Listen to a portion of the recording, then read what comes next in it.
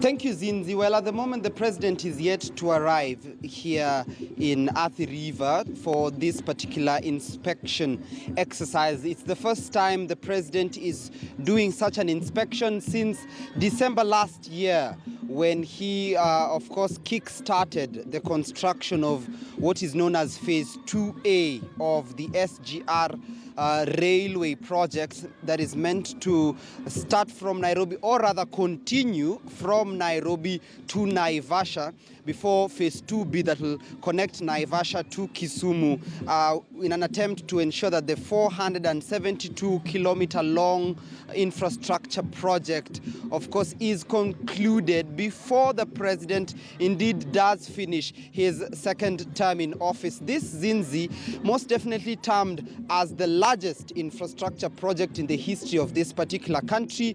We saw the completion of Phase 1 back in June last year. Now, Phase 1 was a stretch of over 400 kilometers from Mombasa to Nairobi at a cost of 447 billion shillings. And the maiden journey from Nairobi to Mombasa was indeed conducted on Madaraka Day slightly over a year ago, and that particular train was christened Madaraka Express. It's been a year down the line and the project continues. This time round, the inspection expected to touch places such as Suswa Town, Ngong Town, Ongata Rongai, as well as Mai Mahiu, as the railway track snakes its way to Naivasha from Nairobi. But of course, the president is, of course, expected to talk to some of the stakeholders involved. We've seen heavy presence of the directors and managers of the China Roads and Bridge Corporation that is tasked with the construction of this mega project that, as you have mentioned, will cost taxpayer 150 billion shillings.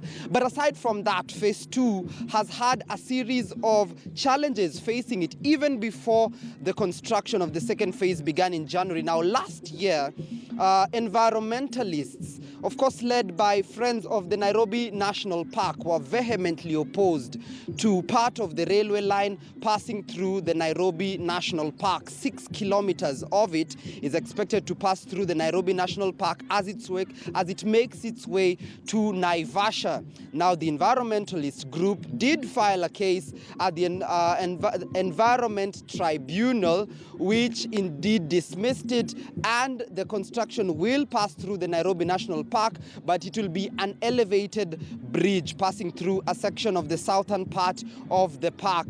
Nonetheless, Zinzi, the project is also supposed to see three tunnels that are going to be passing through the Ngong Hills, blown up so that the train can pass through some of the hills. One tunnel already, the construction has begun. Most likely, the president may visit that particular tunnel. It's about 5.3 kilometers through the hill as it makes its way to Naivasha. So no doubt, it's going to be an interesting day. Very keen to hear what the president will have to say. This particular, his second term during his inauguration, he was not so much big on the issue of the SGR, but of course his Big Four agenda touching on food security, infrastructure, housing, as well as, or rather food security, like I've mentioned, key. So this particular project close to the president's heart, that's why we're seeing him on the ground. This perhaps is his third visit since construction began more than 3.5 years ago. Him physically on the ground monitoring the progress of the construction. So it will be interesting to hear what he has to say, even as he's expected here any time from now. Entertainment in the background continuing as they await the head of state, Zinzi.